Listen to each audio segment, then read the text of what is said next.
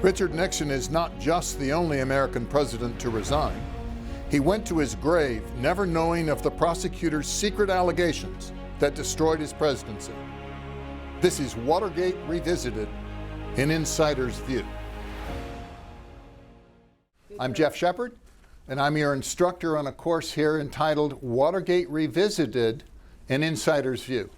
And what we're going to do is walk through Watergate over the course of the next 12 lectures and talk about not what the public knew, but what was going on behind the scenes, the White House, in the special prosecutor's office. And in the course of that, I hope to give you a far deeper understanding of the Watergate scandal, how it came about, how it was resolved. We have a disclaimer at the beginning. We're here, this is week one of a 12-week course. Course is presented to the Osher Lifelong Learning Institute at Temple University here in Philadelphia. The opening presentation is focused on 3 surprising revelations, but you're going to have to sit still for about 45 minutes before I get to them because I have some introductory material. I'll also tell you how I came to know what I know. And there's a disclaimer. The opinions and viewpoints expressed are entirely my own. So we begin with 3 unassailable facts about Watergate. We can all agree on this. There really was a crime. There was a break-in into the Democratic National Committee headquarters. There really was a cover-up. There was an effort underway to prevent blame from reaching very high within the Nixon administration. And Richard Nixon really did resign, in case you had any doubt. The only president to resign in our nation's history. He resigned 3 days after the release of the smoking gun transcript and in the face of certain impeachment by the House. Now, there's also a trial in the Senate, but the impeachment by the House was certain. Now we're going to talk through 7 public facts about Watergate just to get your juices going and remind you of what happened. These are the publicly known things. There was a break-in. The break-in was in June. Those folks were indicted in September, and they were convicted in January of the following year. There were 5 Watergate investigations. The burglary was investigated by the United States Attorney's Office. Senator Kennedy didn't like the initial set of indictments, so he launched his own investigation with a subcommittee of the Senate Judiciary Committee in September. There was the Ervin Committee that was created in February of '73. A special prosecutor was designated and started in May of '73. And the House Judiciary conducted its own investigation, which began in October, shortly after the Saturday Night Massacre. The Ervin Committee is what you mainly remember, if you remember anything at all, from television. It's the one that set the stage for most of America's knowledge about what went on. The opening of the committee in May of '73 was not particularly dramatic, but things changed hugely with John Dean's testimony that occurred in June of '73. And events really got interesting in July when Alex Butterfield, here we're on number 3, when Alex Butterfield revealed the existence of the White House taping system, because everybody naturally assumed the tapes would clarify any ambiguities.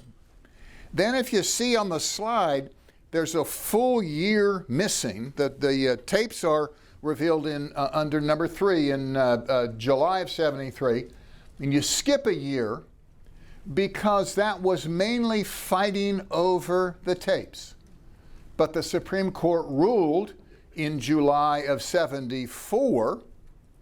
The House Judiciary Committee voted its first of 3 articles of impeachment. The committee recommended impeachment. The House never voted. And that occurred in July. First one was July 27th. Nixon resigned in August. He was pardoned 1 month later in September. And only then did we get to the break-in trial. Now, those folks were indicted in March. The trial started in October. Trial lasted 3 months, and they were convicted on the first day, the new year of 1975. So that's 2.5 years of drama and debate. Most of you remember that. Hard to forget. I was there throughout, and I remember it slightly differently from the way you remember it. If you're looking to research extensively into public knowledge, I recommend 3 sources. They're shown here. The first is a paperback called Watergate, A Chronology of a Crisis. And you know, if you're really going to do research, you want to go see what was going on and you read the newspapers. You collect all the headlines, read all the stories. But that's been done for us because Congressional Quarterly, when things got interesting, started publishing a weekly summary of what had happened during the week. And it's not value added. I mean, they're not opinions in it. It's just straight chronology. But you can go back and see what happened on Wednesday and who was indicted and who was testifying and what was going on. And you'll notice that that's got a picture of the Irvin Committee. And it says, if you can read it, it says Volume 1 because there ended up being 3 volumes. So what they did afterwards, they published all 3 in a hardbound version, and that's the Red Book. And what makes it so useful is they put up a combined index. So if you want to find out every reference to Fred LaRue or James McCord or some event, that's where you go, and you can figure out what the public knew, and you can ascertain your dates. It's a hugely helpful resource. It's available on Amazon for a mere $450, but that's okay. If you want to know about Watergate from the prosecutor's point of view, the Watergate Special Prosecution Force, that's the bluish book, the third one over. They published a report in October of 1975, after all this work was done. And if you want to see their version of what they accomplished, who they indicted, why they indicted them, how they convicted them, who cooperated, who didn't cooperate, all of that's in their final report. Now, it was something of a anticlimax, because Nixon had resigned and 24 of his top people had been convicted. But that's your source for the prosecutor's point of view. And then, if you have nothing else to do, there's a book. It's a loose-leaf binder. It's about that thick, on the law of conspiracy. And I have it pictured here.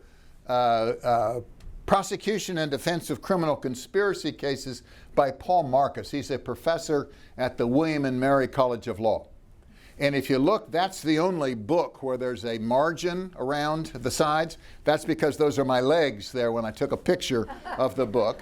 It's been updated several times. What I have is the 1977 version.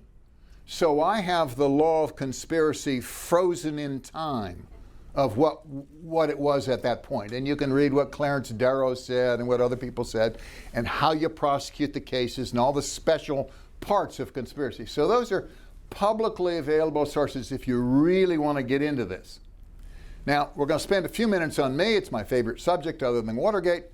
So you can think about whether I know what I'm talking about, because I would suggest you don't know who I am. You've never heard of me. I don't appear on TV talk shows. I'm not famous.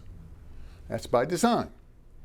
But before I leave this hallowed planet, I'm going to tell my story, and you're going to get to listen. So here we go. I went to Whittier College, and then to Harvard Law School, and then I became a White House Fellow. That's my education. Now, if you're of a certain age, your first reaction of Whittier College is, oh, that's where Dick Nixon went. He graduated in 1934, the middle of the Depression. I graduated in 1966. Here in Philadelphia, we don't have to explain the Quaker love of education. I mean, we live it. But the Quakers founded 3 colleges outside of Philadelphia, Guilford and Earlham and Whittier. And Whittier was named after John Greenleaf Whittier, a famous poet. I put on a Whittier hat. And the mascot, of course, is John Greenleaf Whittier. It's one of the wimpiest mascots in America. Fight, poets, fight. But they've come up with this phrase, fear the poet. And I didn't play sports. It's really apropos because poets can write stuff that would bring down a tyrant. We have the saying, the pen is mightier than the sword. Well, you've got this guy, John Greenleaf Whittier, and you picture him as some old man who wrote a 50-page poem about snow, a white beard. But when he was a young man here in Philadelphia, he was a founder of the Abolitionist Society. And he wrote fiery poems against slavery. They burned his offices, but he wouldn't back down. Okay, so we look at that spirit too. Fear the poet. I got the Richard Nixon Scholarship as a student at Whittier College. He'd been vice president. You laugh. He'd been vice president, and he'd left political office, and it was $250 cash. Cash. It wasn't credit against my tuition. And money was scarce. He came to the luncheon to award it from New York. Here's a picture of Richard Nixon and the Republican women's president who awarded the scholarship. We didn't get a picture of me, which is unfortunate. We have an article. Here, an article in the newspaper saying he'd presented the award to a Whittier student. I didn't make the headline, but there's the article. And I had a head rather filled because I had lunch with Richard Nixon, former vice president. Then I went off to Harvard Law School. So I got into law school, and I came east first time. It was cold. Whittier's balmy, friendly. You get to know the professors, about 1,500 students, nice people. Harvard is frigid and harsh, and the winters are incredible. I'm going to tell you 3 stories about Harvard.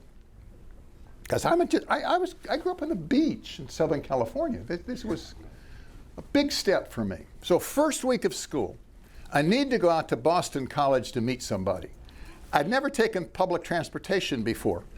So they say, well, it's hard to miss. There's this red line. You get on at Harvard Square. That's where it dead ends. You can only go one way. Follow it a couple stops down, and you go down to Park Street. They called it Pack Street, but it was Park Street. And then you got to change lines. So I decided I could do that. And I got off the subway at Park Street. I'd made it that far. And it was confusing because you had to go down a certain staircase or something. So I went up to the information booth. This is the guy who's paid to help people like me who don't know what they're doing. And he's behind the booth, and he's talking to a uniformed police officer. And I said, how do I get to Boston College? And he said, well, you have to study hard, get good grades, and make application. And he thought this was hilarious, And I just about flipped him the bird, the California sign of international peace and goodwill. But there was a cop there, so I didn't do that. So he starts, after a good laugh, he starts talking about it. And apparently I'd take the green line. But he said, now not every car will go to Boston College. And I fell for it. So I said, will it say Boston College? No, son. Subways don't talk. You have to read. Well, he's laughing so hard, tears are coming down his face, And he says, I've been here 16 years, and this is my first twofer. Twofer from the same guy. This is great.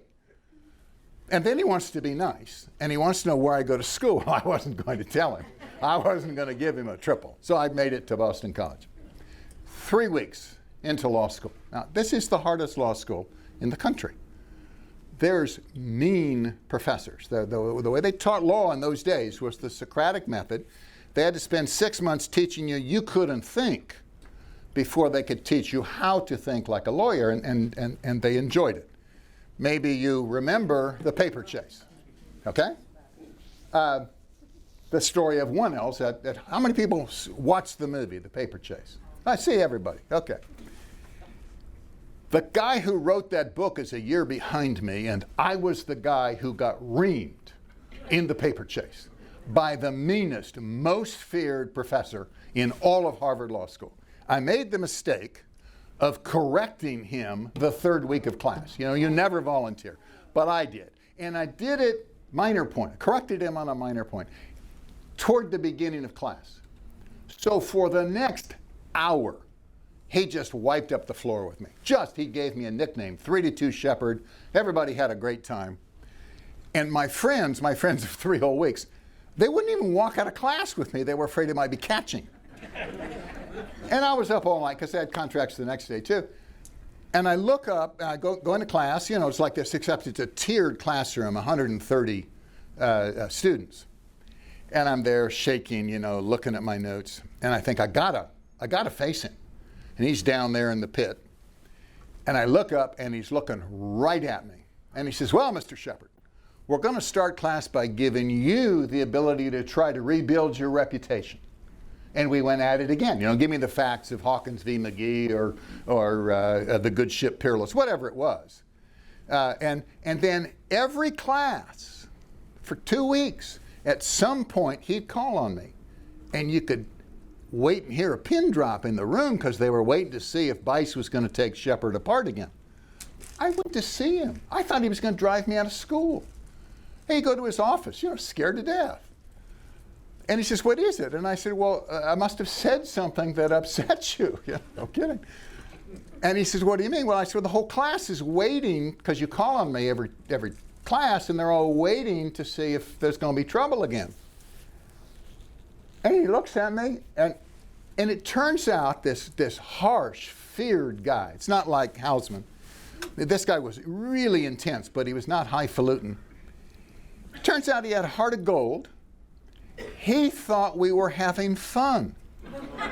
He thought this was intellectual jousting. He knew I'd be prepared, so if he wanted to hear a point of view, he'd call on me. We became really good friends. I went to work for him as his research assistant. Okay? But I couldn't bring a sign back to class saying, Bites and I now get along. And every time I met somebody in the school, you're a 3-2 Shepherd. I heard about you. So that's difficult introduction. Third story, real quick. It got cold. Never got cold in Southern California where I grew up. And I couldn't get my room warm. And I would call the maintenance people, and it's hard to get them to come over because you're in class and they only work during the day. But I got the maintenance guy, and I said, see, and I'm on scholarship. So I'm in this little 8x12 room made out of cinder block with a bed on a board and a desk and windows, okay? And I said, look, the room is cold. He said, your window's open. I said, well, yeah, the window's open. Of course the window's open.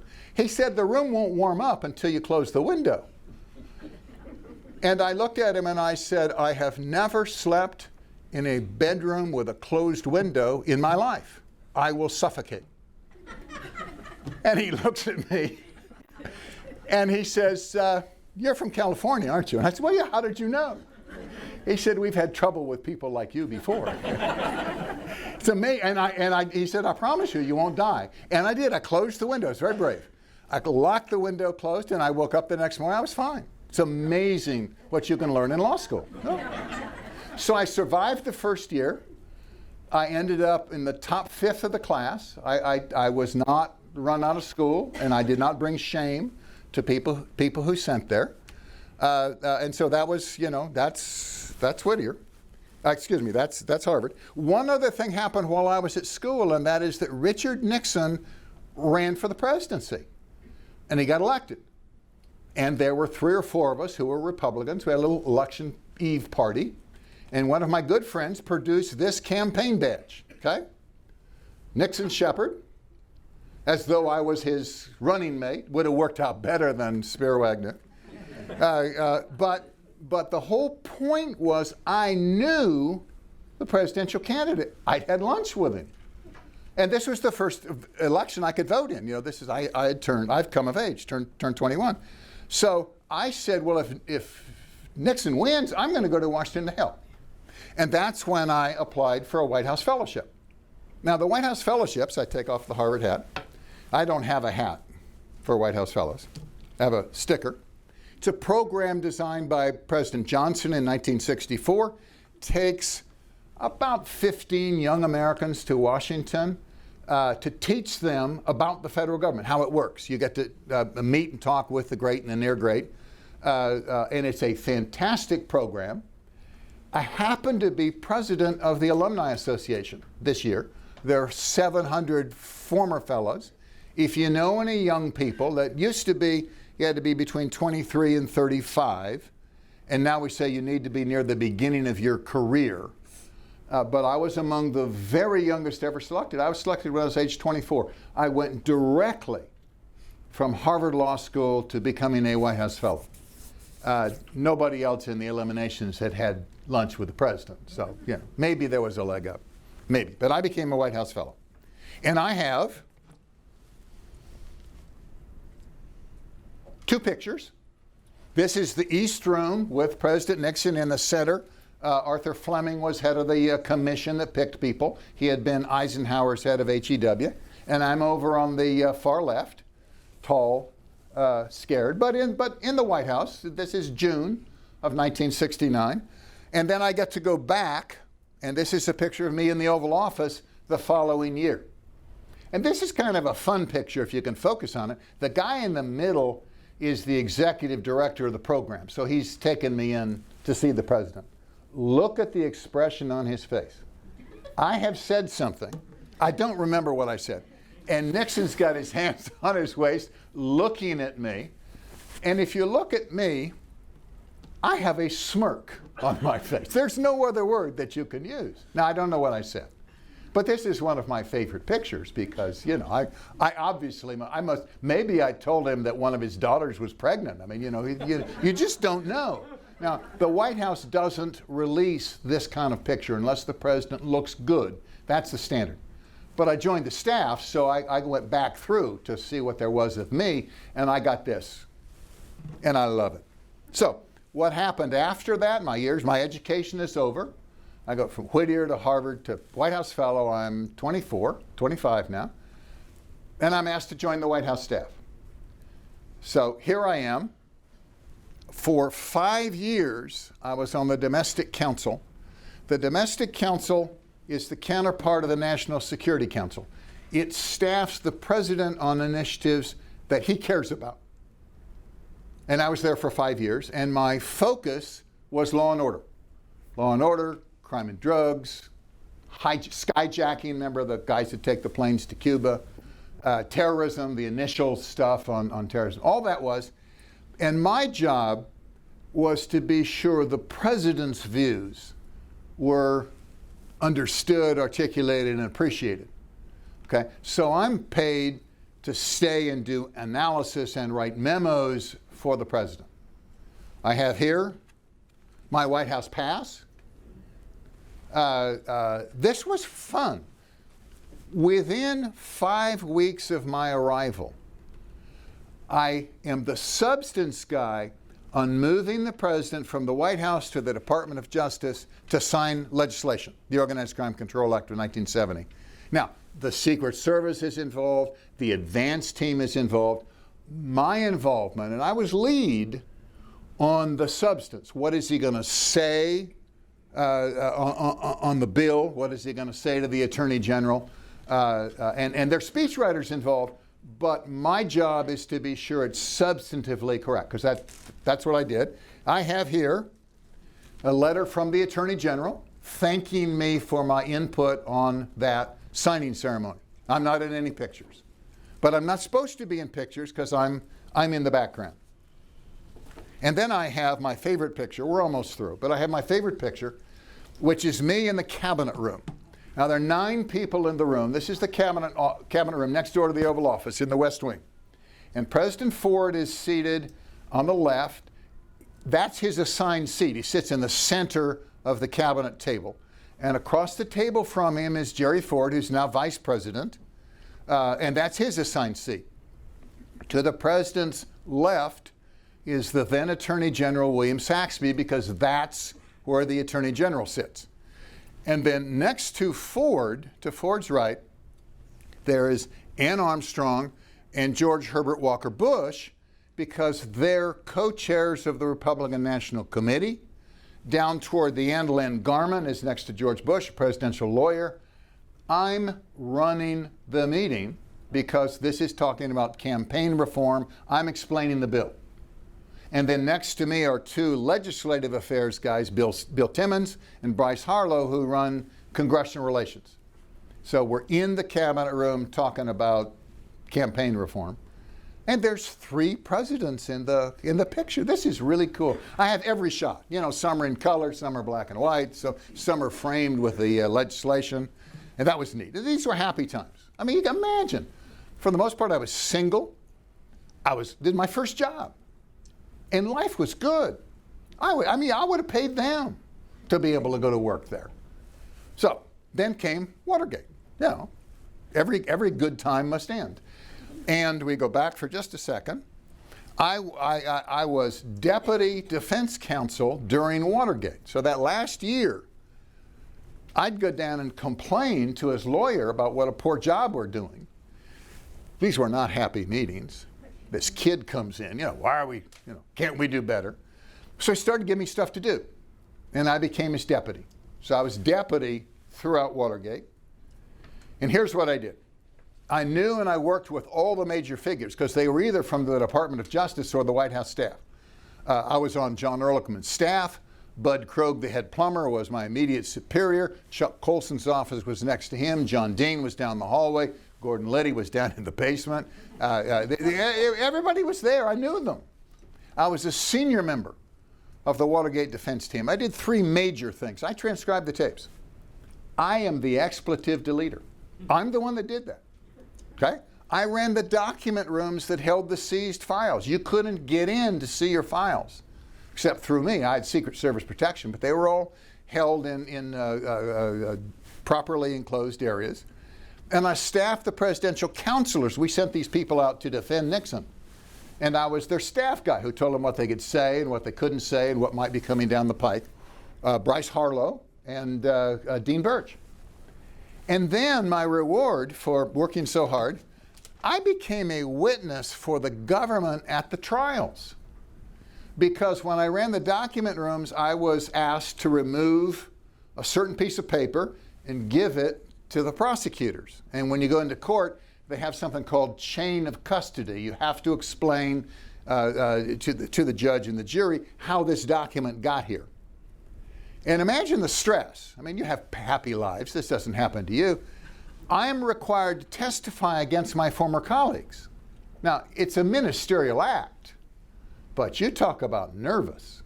So I have for you the subpoena to testify at the Watergate cover-up trial in an affidavit I gave of having removed one piece of paper. Not fun. And when it was all over, Nixon was gone, 24 of his top people have been convicted and imprisoned. I was unemployable. I mean, you worked at the Nixon White House? My heavens, you must have done something wrong. It just hasn't come out yet.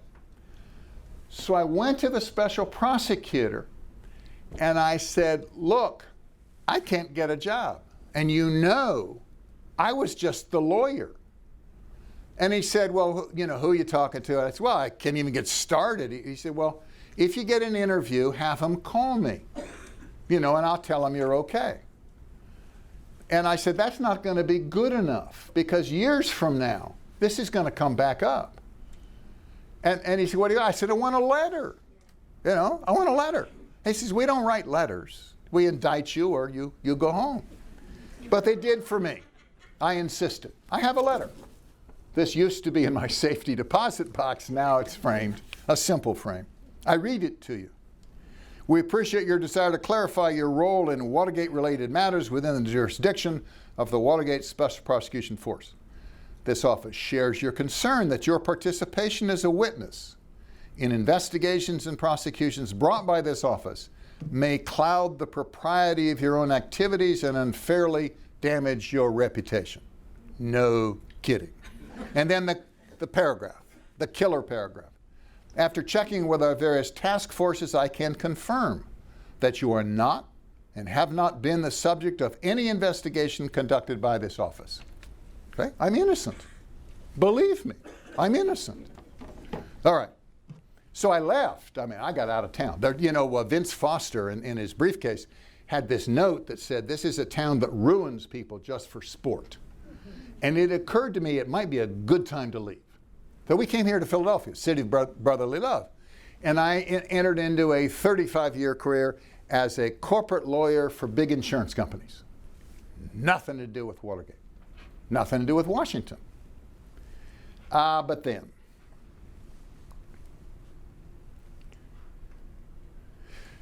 we have what my wife of 46 years refers to as my Nixon obsession. I missed my friends, and I was bitter because I thought we had been treated unfairly. So I did two things, and it's over here in the corner. I arrange and host reunion luncheons for the Nixon White House policy planning staff, not the campaigners.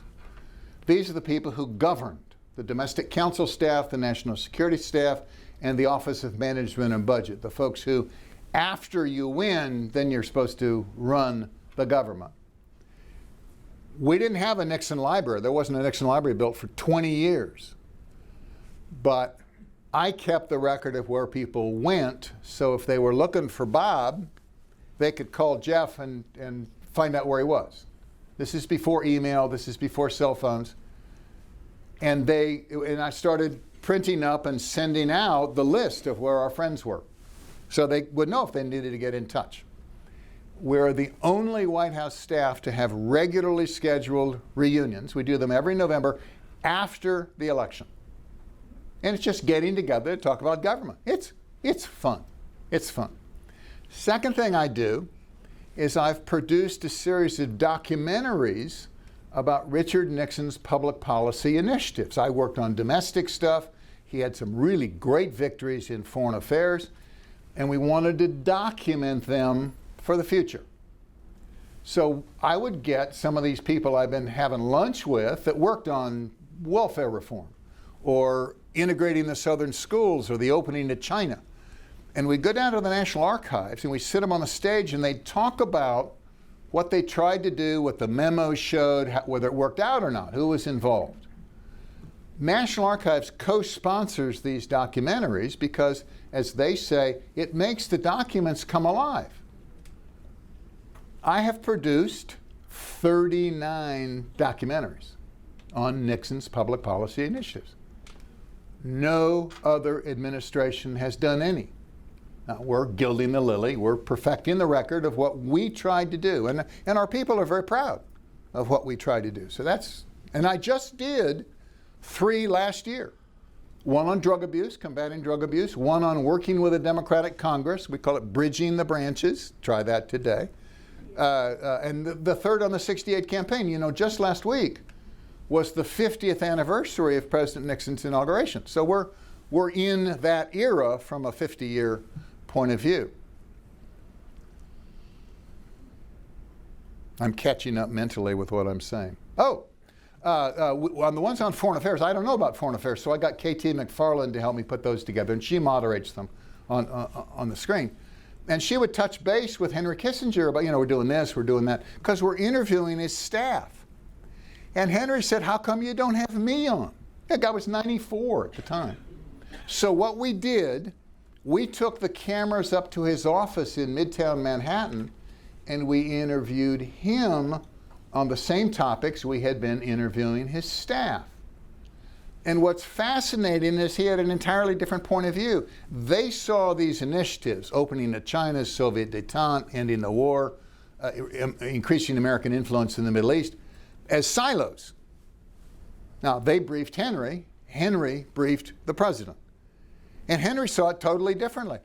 He saw it as there were these problems when we came to power, and here's how they were interrelated.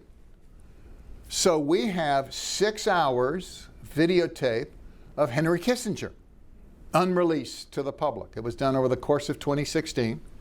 And the idea was, well, let's put it out. Let's put the transcripts out first. Let's make it into a book. Here's the book. This is a galley proof I got last week, Kissinger on Kissinger. It's coming out in May. And it's the transcripts of these videos that I helped produce. Now, I'm not in the videos and I'm not in the transcript because I just did the arrangements. But I facilitated. So that's what I do on the forums. And finally, I do Watergate because I'm so bitter. You know, other people have been able to move on, but I don't move on. I discovered in 2003 that the National Archives has the records of the Special Prosecution Force. And if you know how to ask for those records, you can see what they did, what they tried to do. This is like discovering 30 years later that you can see the playbook from the opposing coach who beat you in the state finals. You know what you were trying to do. Now you can read what they were trying to do. And I made incredible discoveries, and we're going to spend a lot of time wallowing in those discoveries because you don't know what is the greater surprise, that the prosecutors and the judges were so eager to nail Nixon and his people that they cut corners, or that they wrote memos about the corners they were cutting, and I've got the memos. So that's what we're going to spend our time on. And then there's litigation going on even today, and we'll touch on that, on trying to get more stuff disclosed from what went on in Watergate. So these are my books. I wrote 2 books on Watergate. The first one, Ted Kennedy, published in 2008, and that's about the politics behind the exploitation of the Watergate scandal.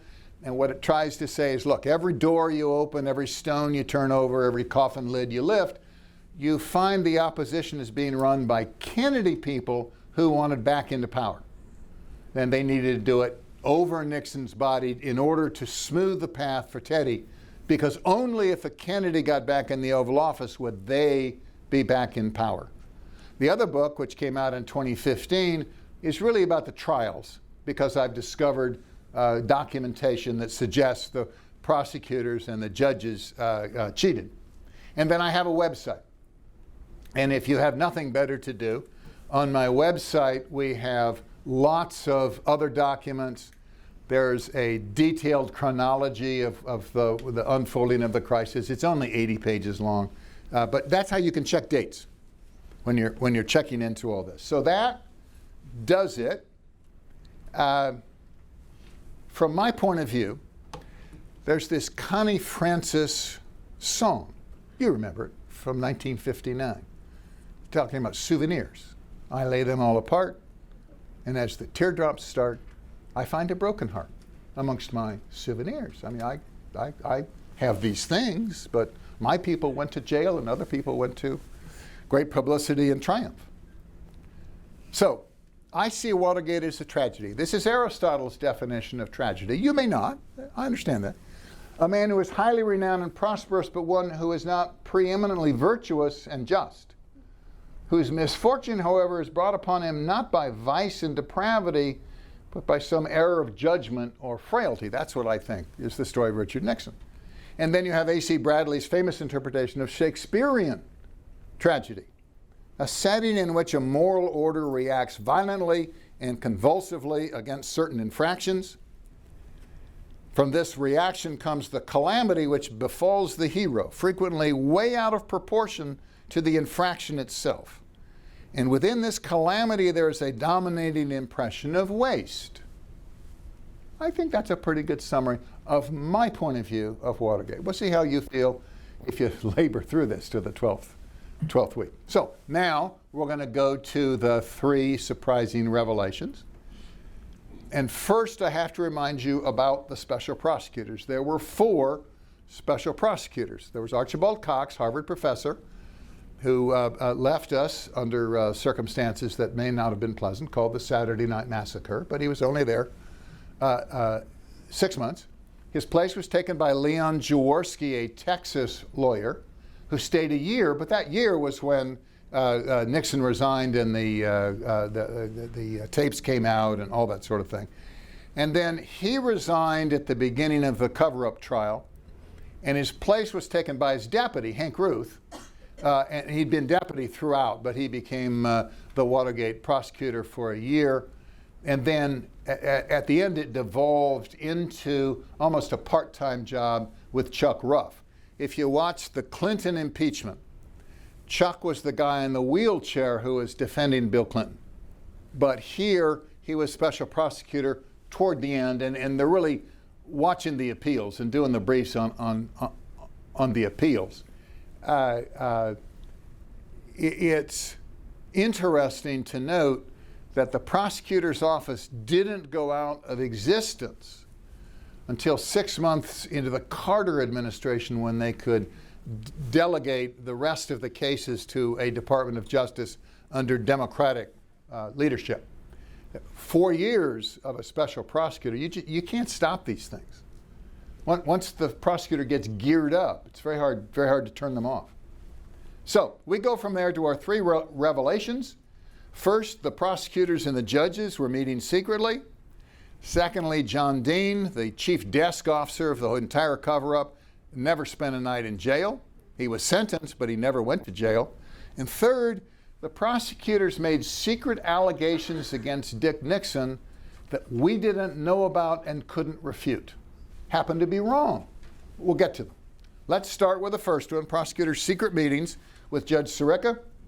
Here's a picture of Judge Sirica. He was chief judge of the district court for the District of Columbia. He appointed himself to preside over the Watergate break-in trial and to preside over the Watergate cover-up trial. He was Time Magazine's Man of the Year for 1973. Media loves him. I can show that he met secretly with all the prosecutors and with other parties who had interests adverse to the Nixon administration. I can show documentation of at least a dozen ex parte meetings. Now, you don't have to be a lawyer to begin to appreciate if the judge is meeting with one side and working stuff out in advance of trial, you're not going to get a fair trial. And again, what is so interesting about this is they were writing records, memos about the agreements they reached with the judge. So he was involved with 4 people in connection with the break-in trial. The break-in trial is the original burglary. Edward Bennett Williams, probably the finest trial lawyer on the East Coast, if not in the country. He was counsel to the Democratic National Committee and to the Washington Post, and a really, really good friend of Judge Sirica. In fact, Sirica named Williams and his wife godparents of Sirica's daughter. He went in to explain away the fact that Woodward and Bernstein were calling on grand jurors, which is another no-no. Clark Molinoff, name you don't know, was the Washington bureau chief for the Des Moines Register. Perhaps a city you don't know. But at the time, he was the dean of Washington's investigative reporters, and he had been on the White House staff as Nixon's ombudsman for the first 10 months. And he was really close to Judge Sirica, so he'd go over and talk to the judge about the case. And of course, he brought credibility because he'd been on Nixon's White House staff. Earl Silbert was the original prosecutor from the United States Attorney's Office, and I checked my watch, and one of the few heroes of Watergate, a stand-up guy, a prosecutor's prosecutor. Judge Sirica took Silbert aside before the burglary trial to explain to the lawyer how Sirica thought he ought to put on the case.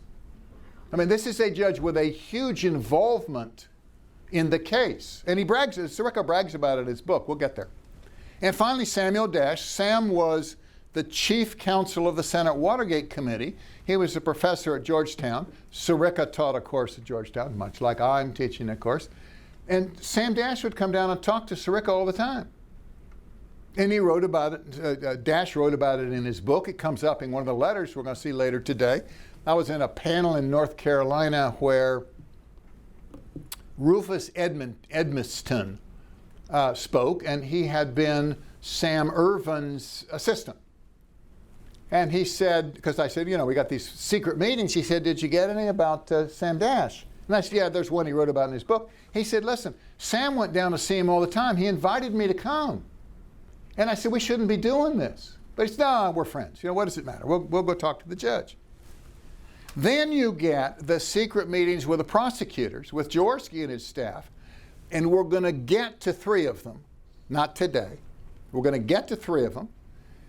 They wrote memos about these meetings, and they took the memos with them when they left office. So, and you're not supposed to do that. The fact these meetings occurred has been kept secret for 40 years. I'm the one that uncovered the records of those meetings, and it just occurred in 2013.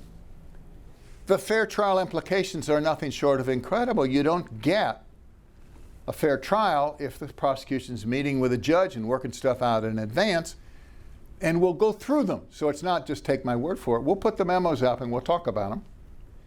And then we have what I call the tantalizing Woodward interview, because we shouldn't have had to wait 40 years for this to occur, for this to become public, because Jaworski was begging to tell Bob Woodward about these meetings. And what I have, and I know it's tough to see, I'm going to read it to you, it's tough to see. These are Bob Woodward's typed notes from his meeting of December 1974. It's the first interview since Leon Jaworski has resigned and gone back to Texas. Now I'm going to read the first two sentences.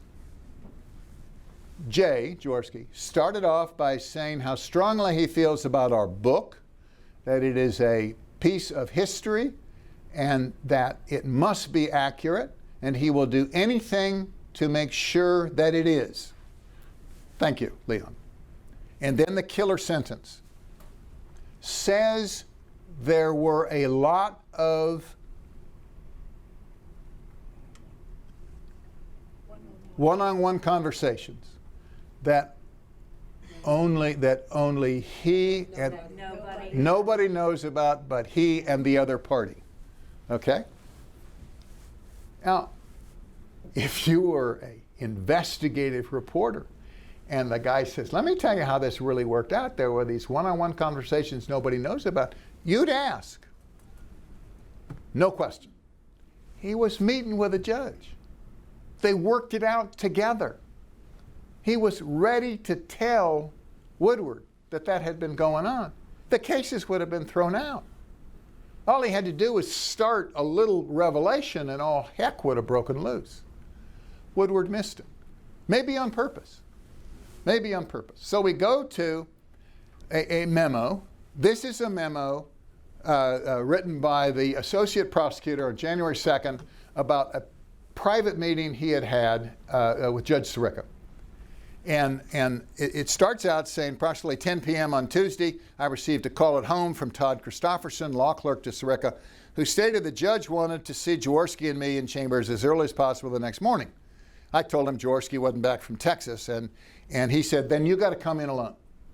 Okay. And what had happened, memo goes on to explain. Sirica had been at a party on New Year's Eve with his old law firm. You know, he was the toast of the town because he was Times Man of the Year. And he heard this rumor. And the rumor was that before Alex Butterfield testified before the Senate Irvin Committee, Haldeman had met with him and said, here's the kind of questions you're going to get. You better be ready. I'm aware of the rumor. I don't think it was Butterfield, but there was a rumor that Haldeman had somehow had some idea of what questions were going to be asked at the Irvin Committee. And how this develops is Silbert's supposed to be sworn in at noon the next day as the interim U.S. attorney. The U.S. attorney's resigned. Earl is the principal assistant. It's a ministerial act. You can see from the memo that Sirica had already called Lacavara on the 29th of December, and Lacavara said he's clean. Don't worry about a thing. But now he heard this rumor. Okay, so he wants his personal police force to come over and check this thing out. And it's really odd because the Watergate Special Prosecution Force is not the Department of Justice. It's a separate organization. But you might ask yourself what on earth the judge's clerk is doing with the home number of one of the prosecutors and calls him at 10 o'clock at night and says, you know, come on over and see the judge. And then on the next page,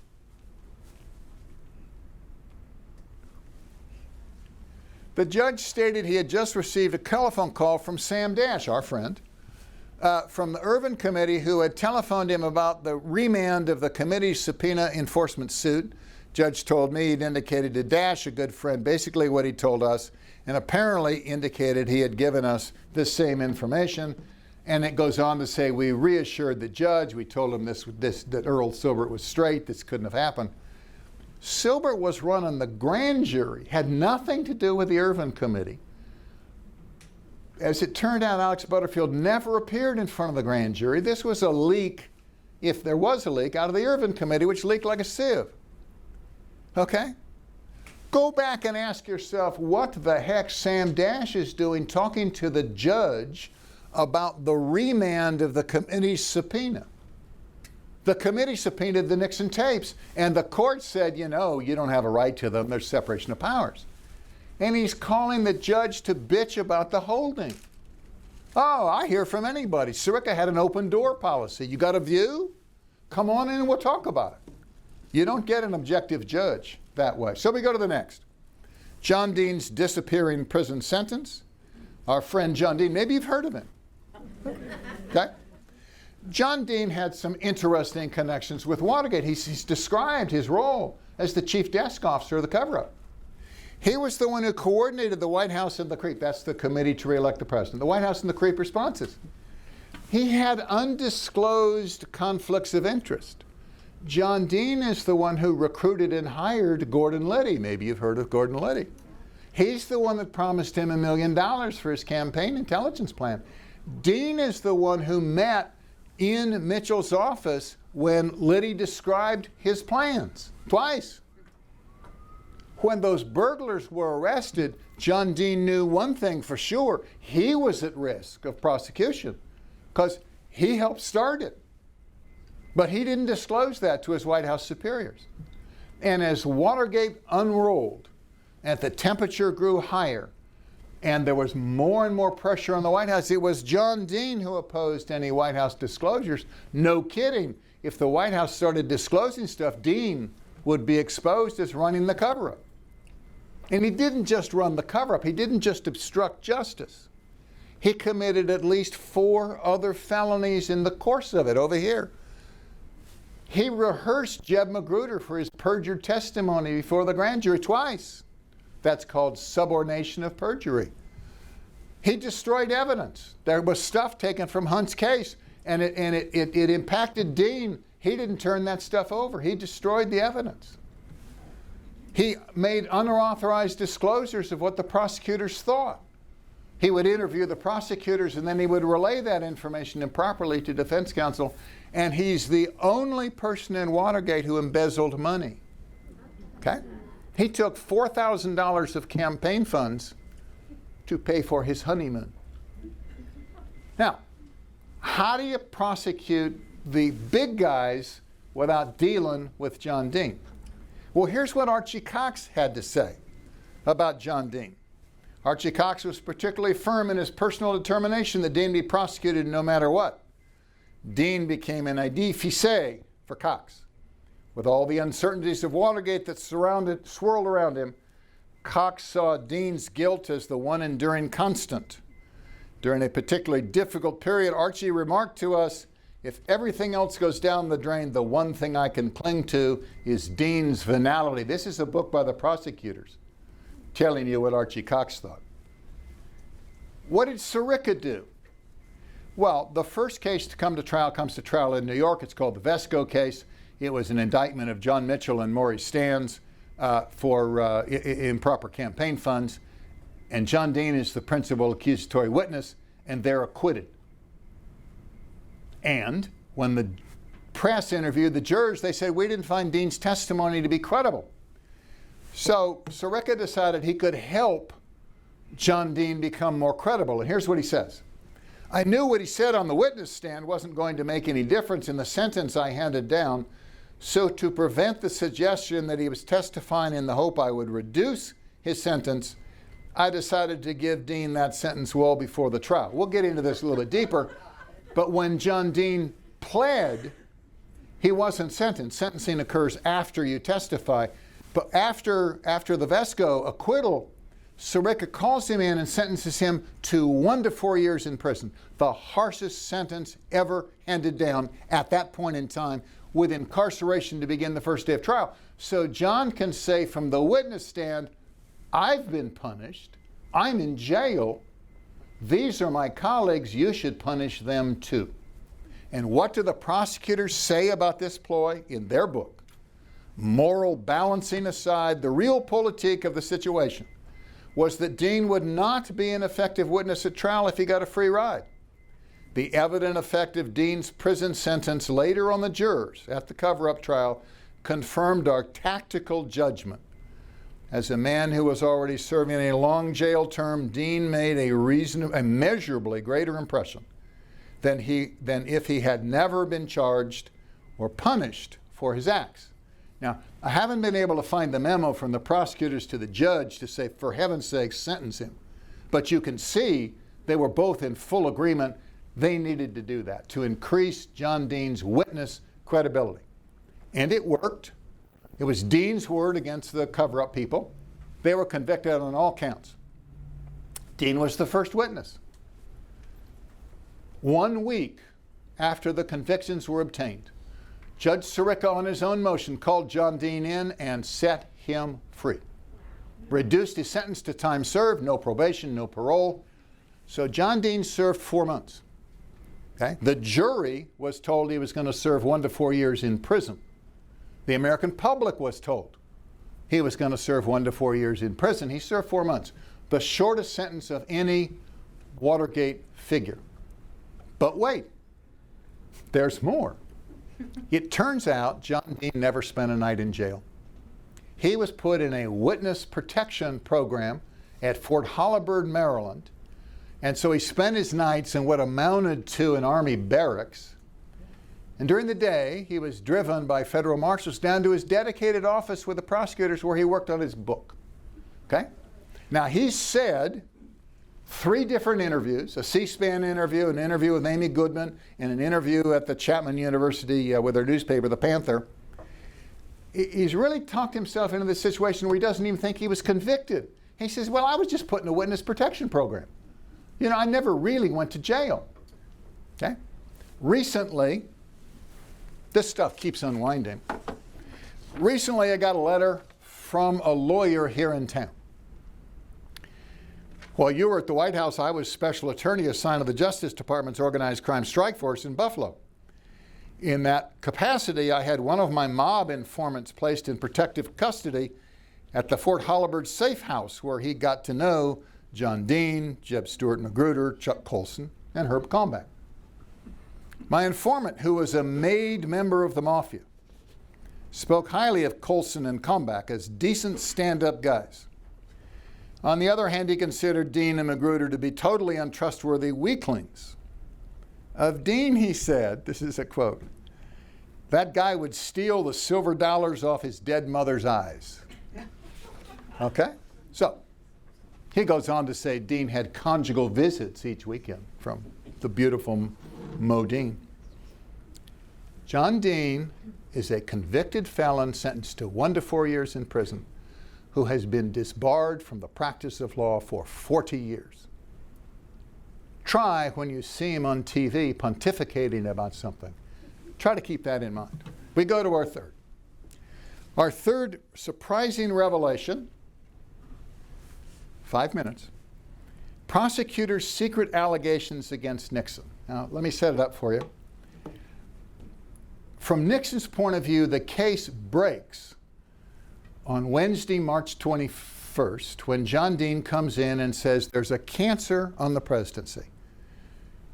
There has been perjury, there's been a cover-up, and you don't know about it, but you're going to have to make some very significant decisions because we're being blackmailed. And Howard Hunt has said he's going to reveal stuff if we don't pay him.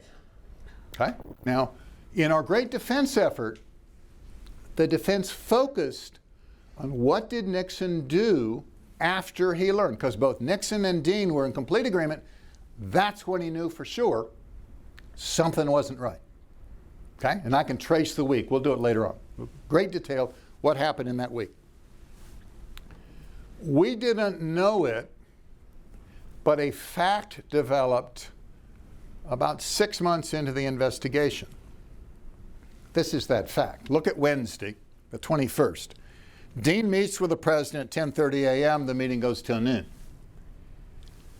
At 10 p.m. that night, the final payment of money, you can call it hush money, you can call it blackmail, you can say it was humanitarian aid, was made to Howard Hunt's lawyer. And if you look at the special prosecutor's files, they get all excited because they're able to pinpoint this date. We happen to think it happened earlier in the week, didn't know it happened on Wednesday, but they were. And they conclude that since Nixon knew at noon and the payoff was made at 10 p.m., he had to have authorized the payout. Had to. Now, no witness has ever come forward to testify that that occurred. None. And in fact, at the trial, the witnesses testified how it couldn't have occurred. But we didn't know about the accusation. So what did they do? They told the Watergate grand jurors in secret that they were sure they could prove this, and the grand jurors named Nixon an unindicted co-conspirator. And they sent what's called the roadmap up to the Hill to transfer all the evidence up to the Hill, and it didn't work, wasn't clear enough, so they met secretly with the House Judiciary staff, with John Doerr, and we have the records, we'll go into them. And they told Doerr, Nixon approved this payment, we can prove it. Okay? Wasn't a public accusation. Nixon never came to trial. But in fact, at the cover-up trial, they said at the opening of trial, we will prove this. And then their witnesses proved how that couldn't have been. Okay? So look where we are. We're ending here. We're going to go to Q&A. We're standing on the precipice of the possibility that Nixon was driven from office by false allegations rendered in secret by the special prosecutor. Because what destroyed Nixon was being named an unindicted co-conspirator and having an article of impeachment voted by House Judiciary based on secret information the prosecutor couldn't prove. That takes us to Q&A. Remember, this is a history course. This is not a political science course. This is not a current events course. This is not a discussion. I'm telling you what I think based on what I've uncovered. We've got plenty of time to do this. We'll take a question from here. We'll take a question in writing from the overflow room. We have a monitor with a mic? Well, you'll just have to speak up. Who would like to ask a question? Yes, ma'am. So I'm curious, when you're talking about all of the documents and things that were taken away and undisclosed, have we learned anything from that? Do we have new laws and regulations to prevent that from happening, for instance, with the current special prosecutor? Well, we can't ask that second part because this is straight history until the 12th lecture. In the 12th lecture, we talk about current events. So we'll get there. Believe me. Okay. Hang with me. It was against the question is, have laws been passed in the interim to prevent what was going on? Well, no. This was against the law then. But it's very hard to prove prosecutorial abuse, secret meetings when they take the records with them. They're not allowed to take the records, but they did. Prosecutorial abuse can occur all the time, but it's usually in front of the grand jury and the proceedings are secret. That's the litigation that's going on right now, because I have a petition on file in front of the DC court saying, I want to see the grand jury transcripts from when they named Nixon a co-conspirator, because all of the steps up to the grand jury door say they're going to tell them that Nixon approved the payment of blackmail. And I want to see it in writing, and there's a rule against disclosing grand jury transcripts, so it's in front of the judge. Maybe during the course of this course, we might learn some more. I mean, the fascinating thing about Watergate is this stuff keeps unfolding. You know, it doesn't go away. You have a question? Well, I'm sure judges and lawyers are friendly, but the fact that Bennett Williams was the godfather of the Sirocco's yes. kids, would that have been too close a personal relationship, and should he have recused himself? Well, the question is, what about Edward Bennett Williams and his meeting with Judge Sirica? You know, how does that play? Okay. it was well known that that Williams was Sirica's career mentor. He'd gotten him hired into the law firm that Williams was leaving to start his own law firm. Sirica named the Williams and his wife godparents. Williams owned the Washington Redskins at the time, and the owner's box had a mere 50 seats. And Sirica would go all the time. But Sirica would not allow Williams to practice in front of him because they were too close.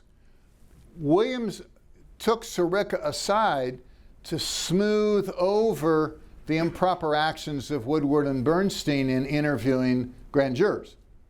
And it's really interesting. I'll take a couple minutes because it's so fascinating. It's written up in 2 different books that Williams goes in to see him and says, look, lay off the guys. They may have tried to interview a grand juror, but they didn't interview a grand juror. You know, reporters will be reporters. So don't worry about it. And then in 2014,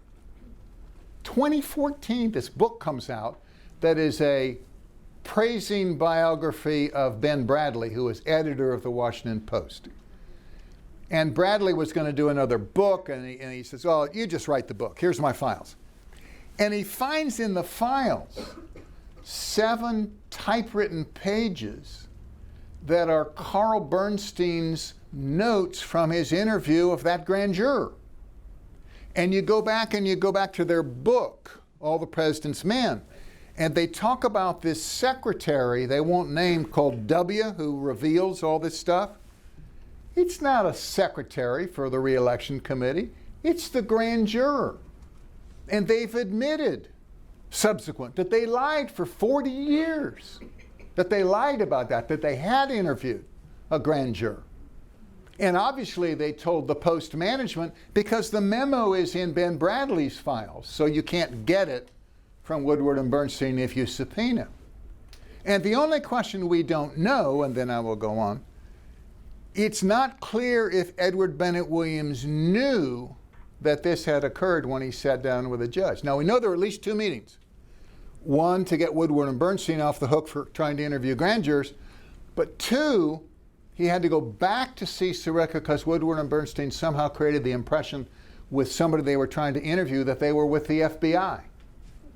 And that was objected to. But Ed Williams smoothed it over. See, no problem if you're on the other side. And that was the point I was trying to make. He couldn't practice law. He couldn't do a trial in front of Sirica.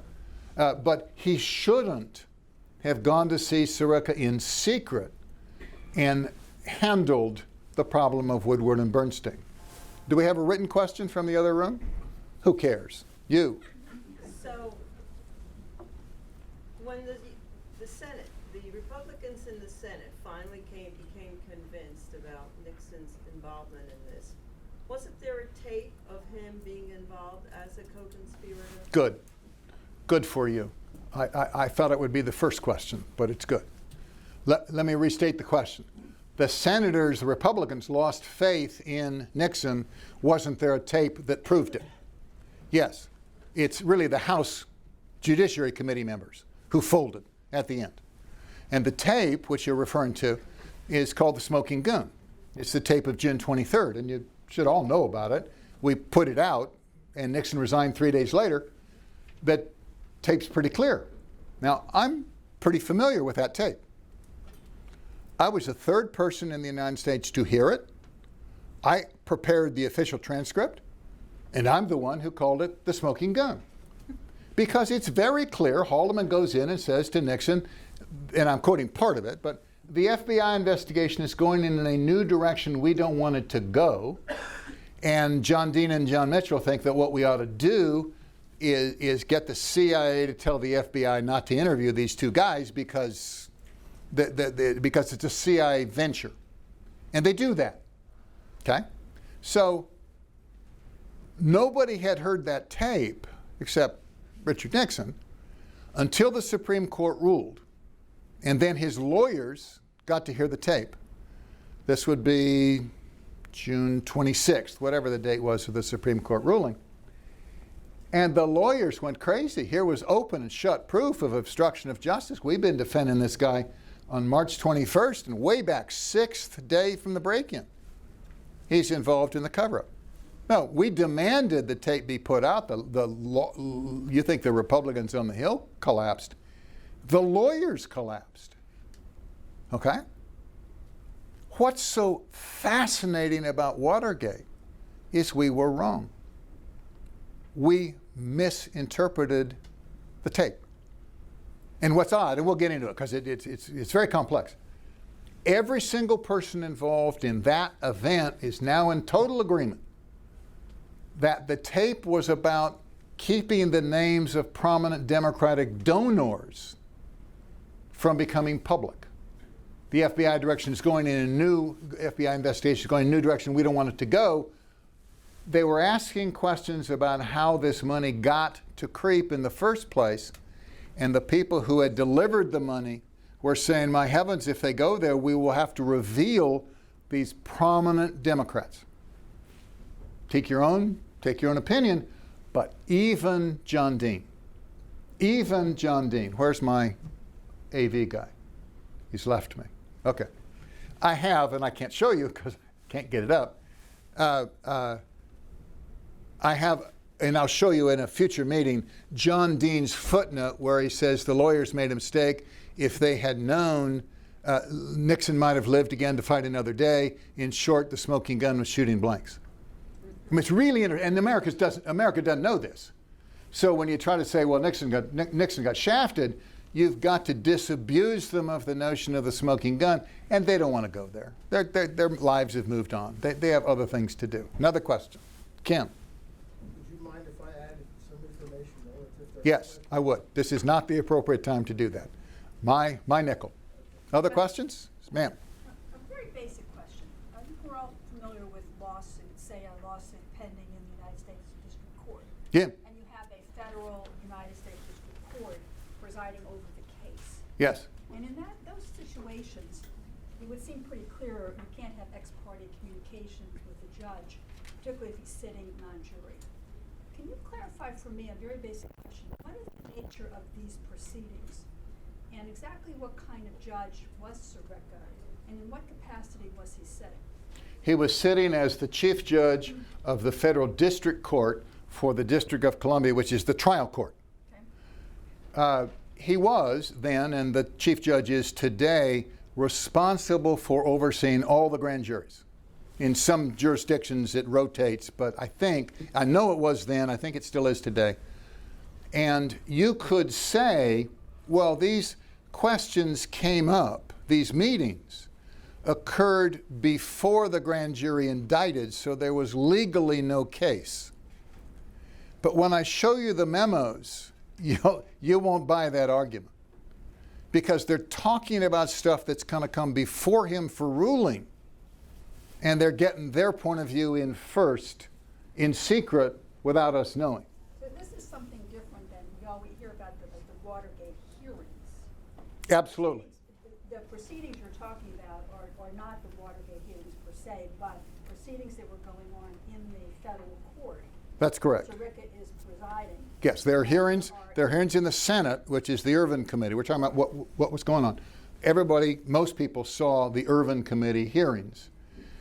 There were hearings in the House when they were deciding whether to impeach him or not. Not as many people saw. I don't even know it was filmed. The courtroom was, okay, I was sick at heart by that time.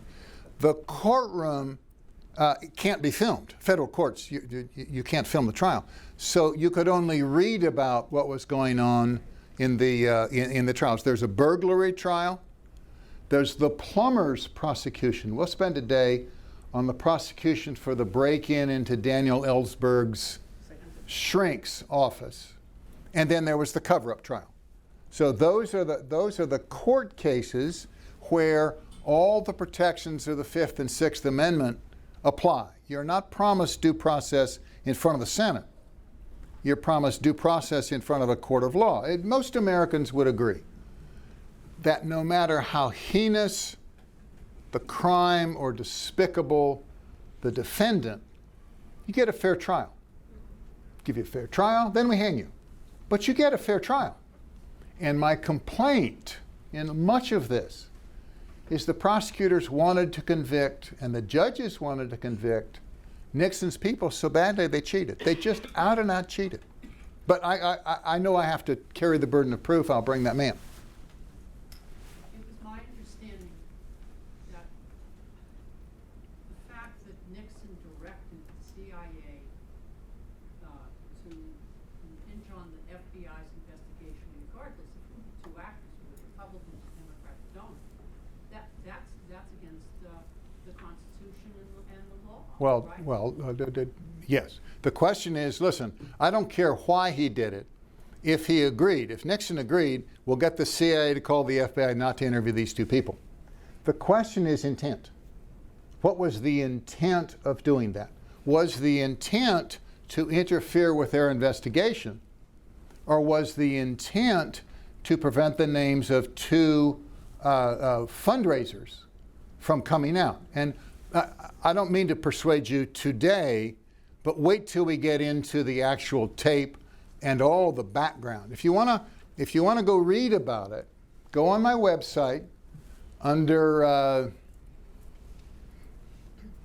prior writings, and there's an essay, a mere 27 pages, that explains in great detail how the smoking gun came about and what the interests were.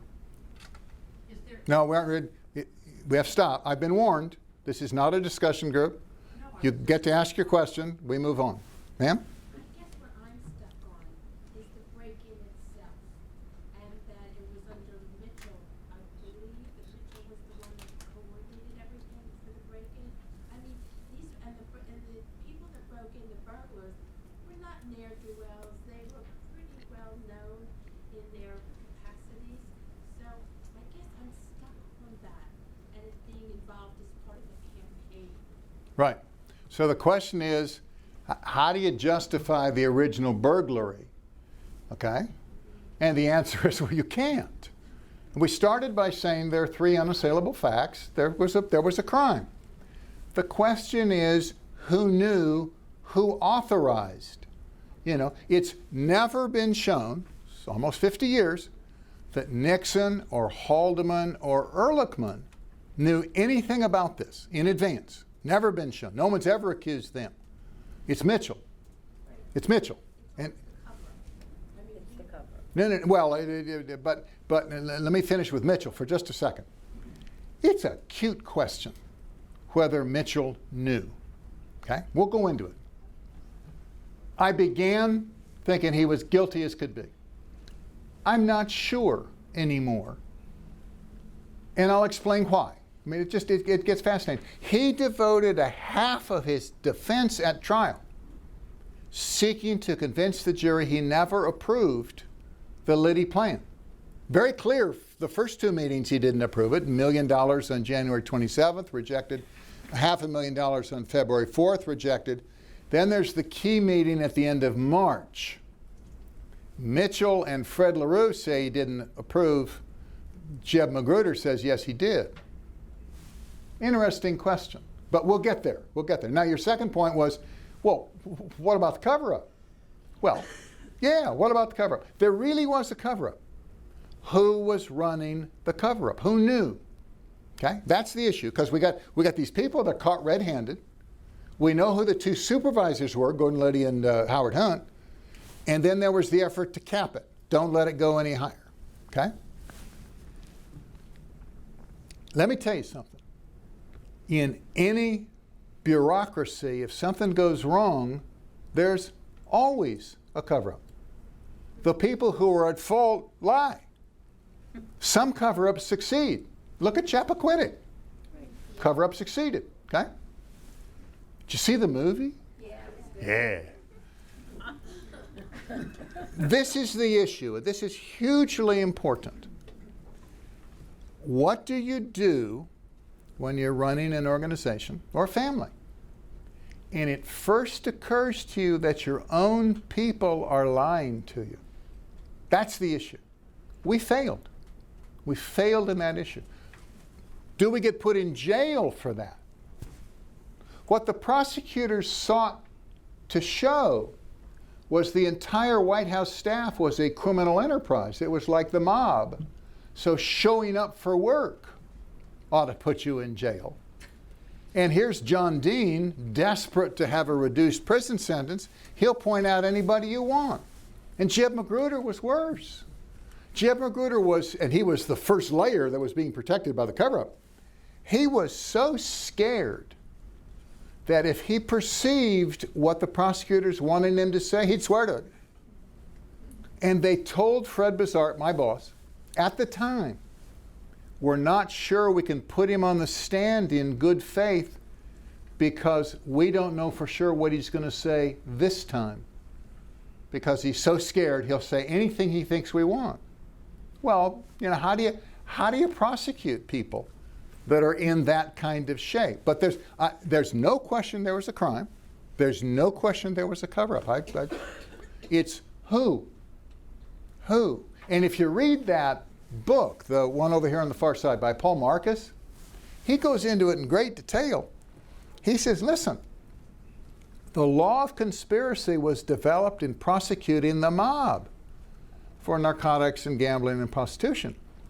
So once we've proven a cover-up, the amount of proof required to add a new actor is negligible, and we're relying on prosecutorial discretion to be the grease that makes that work. There's no standard of proof. And what the prosecutors wanted, they didn't want John Dean and Jeb Magruder. Who were they? They wanted the president's top people. John Mitchell is the most senior person ever convicted, except Spiro Agnew. But Mitchell was big stuff. And so were Haldeman and Ehrlichman. That was, that was huge. I have 5 more minutes. In the cover-up indictment, they named 7 people and 19 unindicted co-conspirators. They alleged 45 overt acts, each one of which was a contribution to the conspiracy. And in a conspiracy case, you only need to show 1 overt act. We get an agreement that we've got to get more people in this room and violate the fire code, and you go bring in an additional chair. We're all guilty because we talked about it and you took a criminal action. They alleged 45. But they put on a case that involved all these other people. I mean, 40 of the events had to do with people who'd already pled guilty, and it took them 3 months to put on the case. I'm going to show you a picture of the courtroom. You got 1 table with the prosecutors and then 6 other tables of lawyers. And the jury doesn't have any idea what's going on in the course of 3 months. And it comes down to, do they like you? Yeah, well, they didn't like them. Another question. Sir? You spoke that you did the transcript of the tape. What about the missing time on the tape and everything? Yeah. How about that? So on one of the tapes, there's what's famously referred to as the 18.5-minute gap. I'm innocent. Okay. We were going to get into this, but I'll get into it now. The first subpoena was for 9 tapes. We wanted Cox to swear he'd never ask for more. It got mixed up. We fired him. There was a firestorm of protests, so we said, we'll give you the 9 tapes. 2 of them turned out never to have been made. The tape recorder ran out of tape. One of the meetings occurred in a place where the machines weren't recording. So there were 7 tapes. And we're making the copies. Okay? Now, Fred Bizart, who's the head inside lawyer, he says, well, we gotta turn these over, so we're going to go make copies, and we'll still have the copies, so we know we can check and see what was said. And he had some guy, because Fred had been general counsel of the Department of Defense. He knew where our defense assets were. Had a friend at the National Security Agency, NSA, and they're over making high-speed copies of the tapes at night. And the guy making the copies says, there's a problem here. There's this gap. Okay? So, and this is what was told to me. There are other stories. Okay? So Fred says, shoot, somebody's fooled with the tape. No question about it. Somebody's fooled with the tape. No, he goes over to see Jaworski, because he suspects it's Rosemary Wood. Okay? He goes over to see Jaworski. He says, we got a real problem. There's 18 minutes missing. Hang with me for a little while. We'll work together. We'll figure out who it was. We're not into destroying evidence. And Jaworski says, I got to go tell the judge. We'll go tell the judge. So they go over and see the judge about an hour later together. And here's Judge Sirica, you know, man of the year. And he says, got to have a hearing, got to publicize this afternoon. He calls a hearing for 2 o'clock. And they put poor Fred Bizard on the stand because he's the only one that knows there's a gap.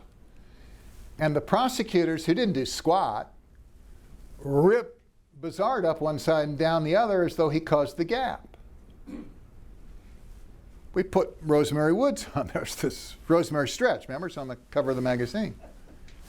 I'll tell you about that sometime too. Rosemary comes back to the White House and starts throwing furniture around. She says, it wasn't me. I was transcribing the tapes and I wiped out 3 minutes, but I didn't wipe out any 15 or 18. And Fred, he was telling me this. Fred said, you know, it occurred to me, maybe she's right. Maybe there's something else. Maybe it's the tape recorder. So my job over Thanksgiving of 1973 was to find a tape expert, because the NSA had come over and they said the tape recorder's broken. That's the problem. But the NSA can't go take the stand. So my job, me, innocent, me, you know, guy from the West Coast, nice guy. My job was to find a tape expert to come test the machine so he could testify the machine was broken. It was broken.